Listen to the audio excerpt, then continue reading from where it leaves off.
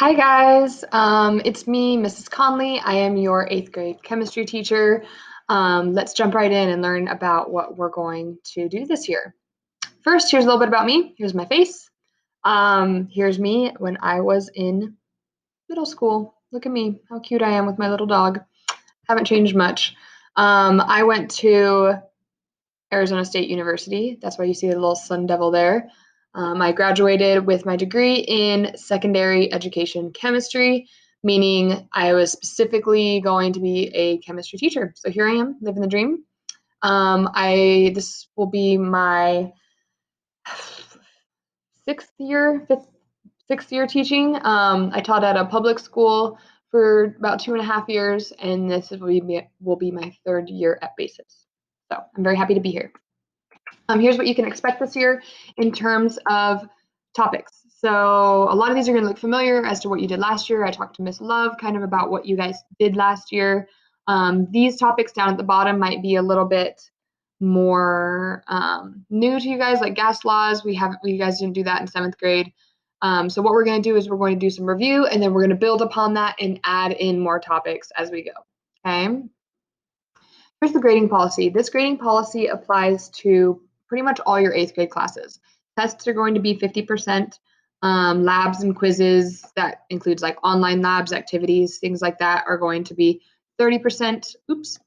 And all other assignments, meaning homework, classwork, stuff like that, is going to be 20%. Okay, what you need for this class, you need notebook paper, which you probably need for all your classes, because that's where you're going to write your warm-up paper on. And you need your notes packet. When you went to pick up your textbook and your sport tablet, you should have gotten a packet of notes with a periodic table stapled to the top. That is going to be your notes for the first trimester of chemistry class. And you need to put them in a binder. So go ahead and get a 1-inch binder, like so. This is my chemistry binder. And you need 3 dividers, okay? So the first tab is going to be your notes tab. So here I've got my first tab, which is notes. I just took the staple out of that packet that you guys got when you picked up textbooks. Take the staple out, put the packet under your notes tab, because these are gonna be your notes. Notice they have page numbers on them, so you can stay organized. I do guided notes.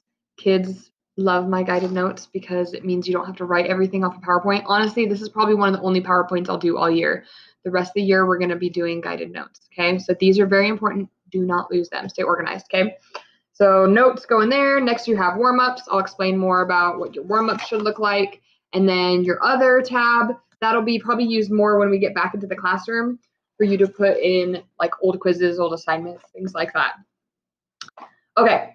CJ, obviously you need a CJ for all your classes. You need pencils, highlighters. Highlighters are kind of important because I do the guided notes, and when I'm doing guided notes and I'm doing a lecture, I expect you guys to write and highlight everything that I write and highlight so that your notes are very visually appealing. I feel like it's very important to have organized, visually appealing notes so that when you're studying them, things stick out in your brain better. So highlighters are kind of important.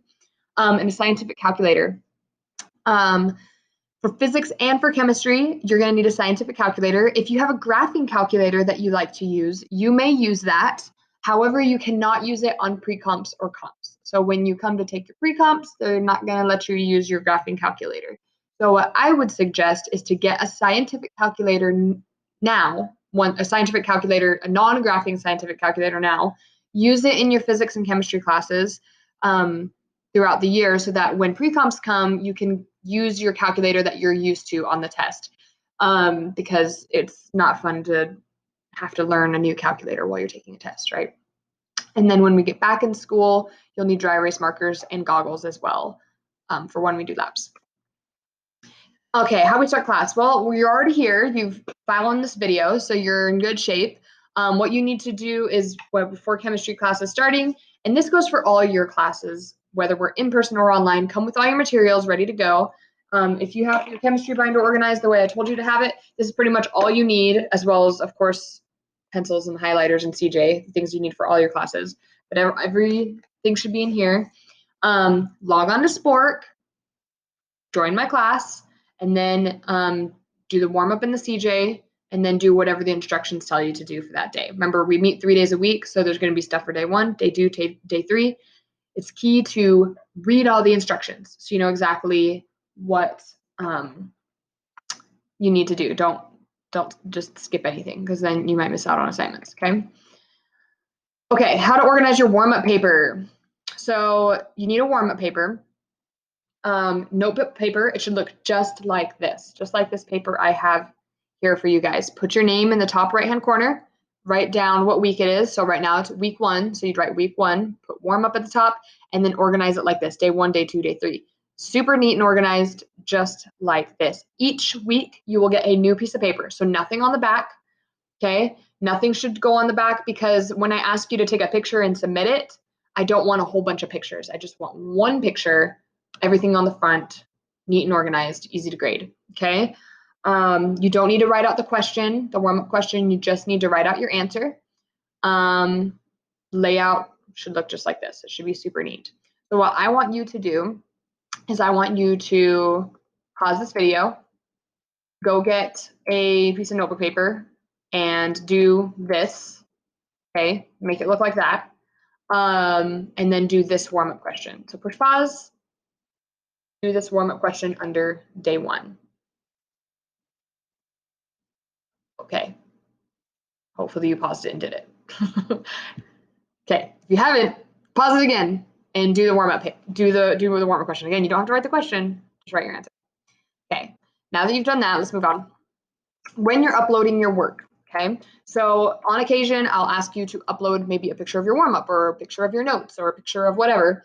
When I ask you to do that, there are a few things you have to do. First, you have to have your name in the upper right-hand corner. I need to be able to see that this is your work, okay? So your name needs to be written in the upper right-hand corner. Second thing, your work must be neat, organized, and readable. Please don't send a picture of something with like a big shadow going across it or really hard to read. If I can't, I'm not a mind reader. I wish I was, that would be really cool. But if I can't read your writing, it's just going to get a 0.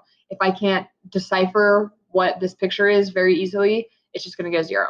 I shouldn't have to do crazy detective work to figure out what your paper is trying to say. It should be clear cut and easy for me to read, okay?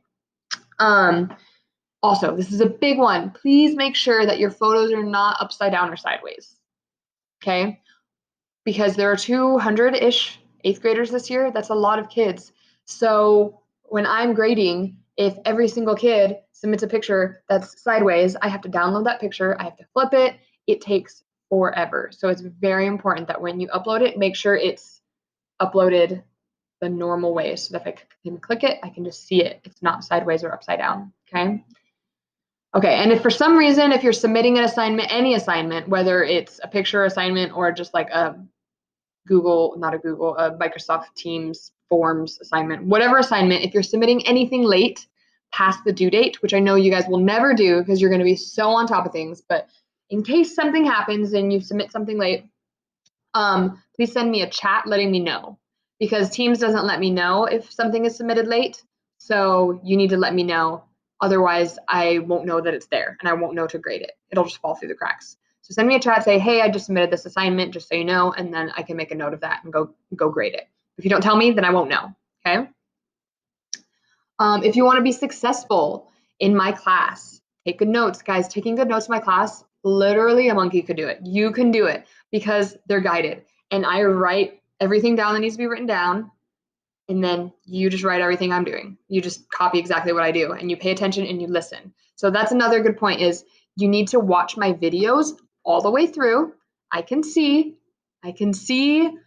that, I can see if you've only watched part of it, okay? Because YouTube tells me these things. So I need to see that you've watched the whole video. If you're bored with my videos, even my video now, you can put me on 1.5 speed. That's fine. I'd rather have you do that than just stop watching the video because you need to get all the notes and you need to listen to what I'm saying while you're copying it down because sometimes I say things verbally that aren't written there or I explain things that aren't written there.